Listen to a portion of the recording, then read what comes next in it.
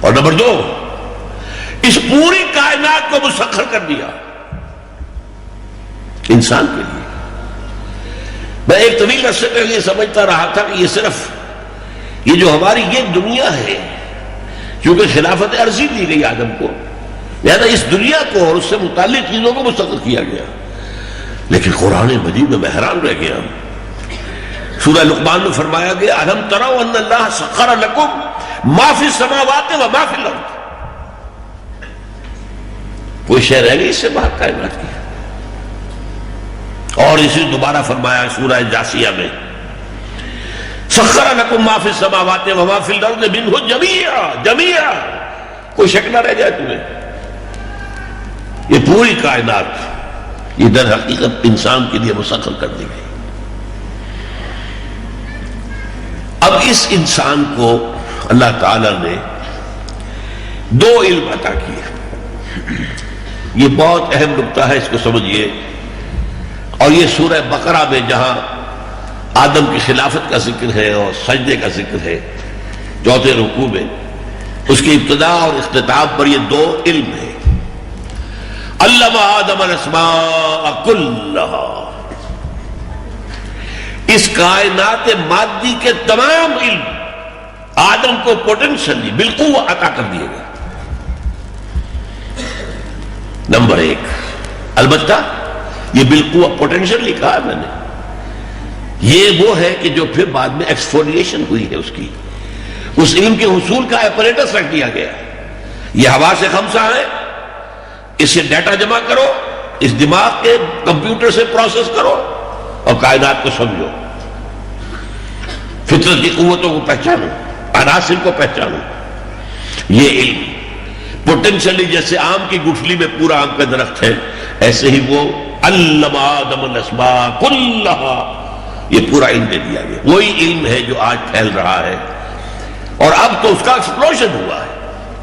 پچھلے 100 سال میں ایکسپلوژن ہوا، بڑا دھماکہ ہوا، یہ ہیروشیما کے دھماکے سے کم نہیں ہے۔ جو ایکسپلوژن نالج کا اس وقت دنیا کے اندر ایک اندازہ ہی نہیں، کوئی انسان جان نہیں سکتا۔ ہر شعبے کے اندر اتنی بات آگے بڑھ چکی ہے کہ آپ اپنے شعبے کا ہی جو ہے احساس نہیں کر سکتے، کسی اور کا کیا کریں گے۔ اور دوسرا علم وَإِمَّا يَأْتِيَنَّكُم مِّنِّي هُدًى، علم ہدایت، وہی کا سلسلہ جاری کیا گیا تاکہ تمہیں معلوم ہو تمہیں کرنا کیا ہے۔ دنیا کو تسخیر کرو، لیکن استعمال کاہے کے لیے کرو گے یہ تمہیں ہدایت بتائے گی۔ اس کا غلط استعمال نہ کرنا، اس کا غلط استعمال کرو گے تو اے روشنی تباہ تو برمنا من بلا شدی، تو وہی تمہارا علم جو ہے تمہارے لیے ہلاکت اور تمہارے لیے بہت بڑا عذاب کا ذریعہ بن جائے گا۔ اس ایک آنکھ، میں اس کو دو آنکھوں سے تعبیر کرتا ہوں، اس ایک آنکھ سے دنیا کو سمجھو، پہچانو، اس کی خابیدہ ڈورمنٹ جو نیچرل فورسز ہیں ان کو سمجھو، ان کا اکتشاف کرو، پھر ان پر قبضہ کرو، تسلط کرو، استعمال کرو، یہ سارا کام کرو۔ یہ ایک علم ہے یہ۔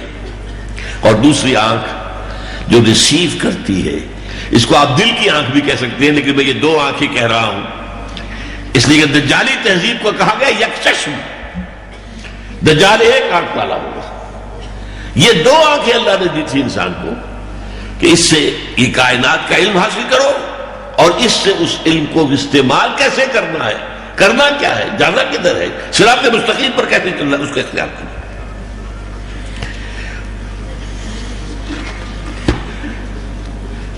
ان دونوں آنکھوں کے کام لیتے ہوئے نوع انسانی، اب 3 لفظ نوٹ کیجئے میرے، مادی، ذہنی اور تمدنی ترقی کی منزلیں طے کرتی رہی۔ ایک طرف دیکھو، سنو، نتیجہ نکالو، میموری میں رکھ دو، مزید دیکھو، مزید غور کرو، پھر جو نتیجہ نکالو اسے پہلے میموری کے ساتھ ٹیلی کرو، اس سے ایک اور نتیجہ نکل آئے گا، اسے بھی کرو میموری کے حوالے۔ بھئی یہ علم بڑھ رہا ہے، بڑھ رہا ہے، مادی علم بڑھ رہا ہے، بڑھ رہا ہے، بڑھ رہا ہے، اگرچہ اس کی رفتار بہت کم رہی ہے، یہ تو صرف جیسا کہ میں نے عرض کیا پچھلے 300 برس میں رفتار کچھ تیز ہوئی اور 100 برس میں ایکسپلوژن ہوا ہے. ساتھ ذہنی ترقی اس پوری کائنات کا ایز اے ہول فکر. سائنس جو ہے وہ تو پیس میل نالج آپ کو دیتا ہے. پوری کائنات وہ سائنس کچھ نہیں بتاتی ہے. اس کی حقیقت کیا ہے؟ وجود کی حقیقت کیا ہے؟ ہم کہاں سے آئے ہیں، کہاں جا رہے ہیں؟ زندگی کی حقیقت کیا ہے؟ موت کی حقیقت کیا ہے؟ علم کی حقیقت کیا ہے؟ اخلاق کی حقیقت کیا ہے؟ یہ تو ہمارے ذہن کی ترقی ہے. یہ philosophical social sciences, philosophical sciences اور تمدنی ترقی کہ پہلے انسان غاروں میں رہتا تھا، پھر ایک قبیلے کا تصور آیا، پھر ایک سٹی اسٹیٹ بنی، پھر جو ہے امپائر بننی شروع ہو گئی. یہ تمدنی ترقی، یہ 3 منزلیں جو ہے انسان طے کرتا رہا. اور اگر یہی عمل جاری رہتا کہ ایک طرف elements of the nature, forces of the nature, ان کو گرفتار کریں، ان کو استعمال کریں، دوسری طرف ہدایت آسمان سے آنے والی ریویل نالج، اس کی روشنی میں صراط مستقیم کو دیکھیں، اس پر چلیں. اگر یہ ہوتا رہتا تو ظاہر بات ہے کتنی ہی ترقی ہو جاتی، دونوں آنکھیں کھلی رہتی تو کوئی خرابی پیدا نہ ہوتی. کتنی ہی مادی ترقی ہو جاتی، ساتھ وہ ہدایت والی آنکھ بھی چلتی رہتی تو کوئی حرج نہیں تھا. اب آپ کو میں مثال دے رہا ہوں صرف. حضرت سلیمان علیہ السلام کو کیا نہیں ہوا؟ ہوا ان پر مسخر تھے، فرشتے ان پر مسخر تھے، وہ پرندوں کی بولی جانتے تھے.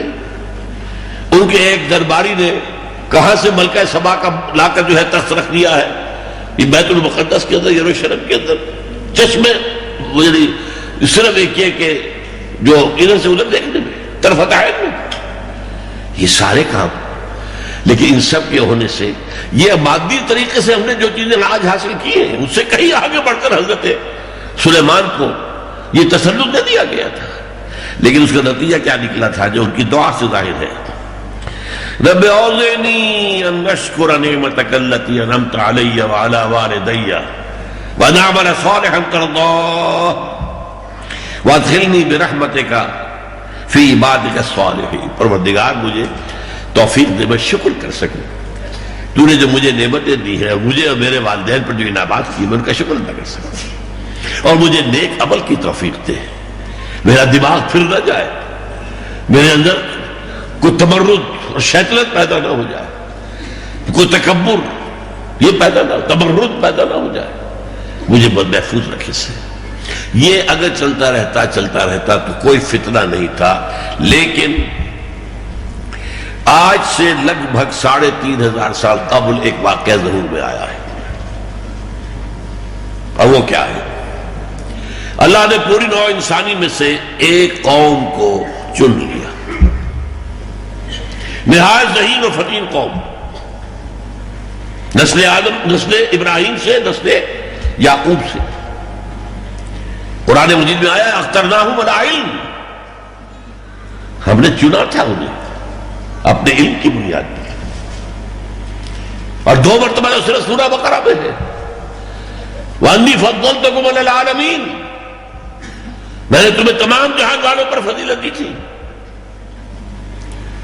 سورہ بقرہ کے 6 رکوع کی دوسری آیت بھی یہ ہے، 15 رکوع کی دوسری آیت بھی یہ ہے یا بنی اسرائیل اذکروا نعمتی التی انعمت علیکم وانی فضلتکم علی العالمین. یہ حضرت موسیٰ کے امتی بنائے گئے، انہیں تورات دی گئی، انہیں شریعت دی گئی، اور انہیں گویا کہ ایک اعتبار سے اس وقت امام الناس بنا دیا گیا. ان کا جو ہے ایک یوں سمجھیے 1500 برس کی تاریخ تو 2 عروج اور 2 زوال اب عمر موجود نہیں ہے اس وقت.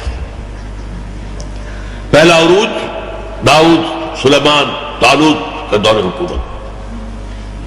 پہلا زوال اسیرینز کے ہاتھوں سلطنت اسرائیل کی تباہی، نیبوکڈنیزر کے ہاتھوں دی ایمپرر آف بیبیلونیا، یہودا کی تباہی. دوسرا عروج مکابی پاور، اور دوسرا زوال پہلے یونانی پھر رومی، ان کے ہاتھوں ذلت اور محکومی اور غلامی. لیکن آج سے 2000 سال قبل انہوں نے ایک عظیم ترین جرم کیا،